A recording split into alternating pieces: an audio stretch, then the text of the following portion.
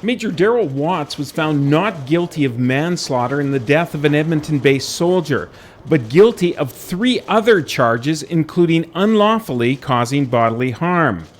The 5-member panel also found him guilty of negligent performance of a military duty and not guilty on 2 counts of breach of duty.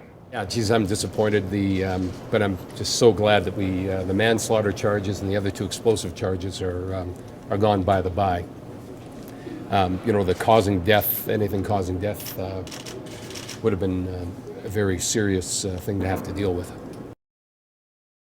Corporal Josh Baker died as a result of being struck by ball bearings from a C-19 Command detonated mine. 4 soldiers were seriously wounded in this explosion. Well, the decision was the panel's. They have a very difficult job to do.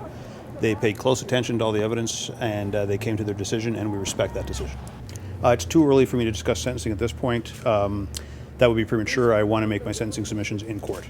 The prosecution argued that as platoon commander, Watts was negligent in the planning and execution of the range exercise.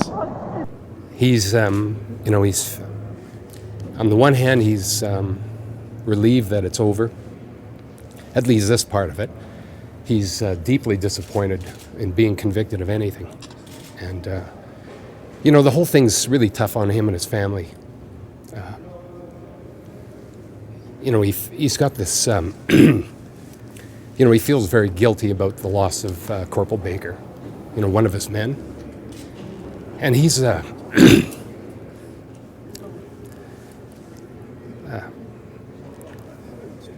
Major Watts is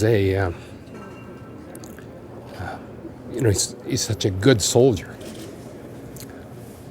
Major Watts still wants to be in the Army. He is a soldier. He's a good soldier. He wants to be there, so we're going to fight like hell to keep him there. An emotional Balfour Durr, Watts' lawyer, was asked if he would allow one of his children to join the military. I think anyone who aspires to have a career in the Canadian Forces probably gives it a second thought now that Major Watts is convicted under these circumstances, where it's pretty clear that he did everything he could to do his job well. He did everything he could to tell his superiors that he wasn't trained in this thing and someone else is assigned, and yet somehow in the end he bears some responsibility here. Well, in my opinion, if commanders weren't responsible for the way ranges were done, that would cause people not to want to join the forces. I wouldn't want to go on a range if the people running it weren't responsible for what happened to me. Sentencing arguments begin on the 14th of January. Rick Donkers, CalgaryHerald.com.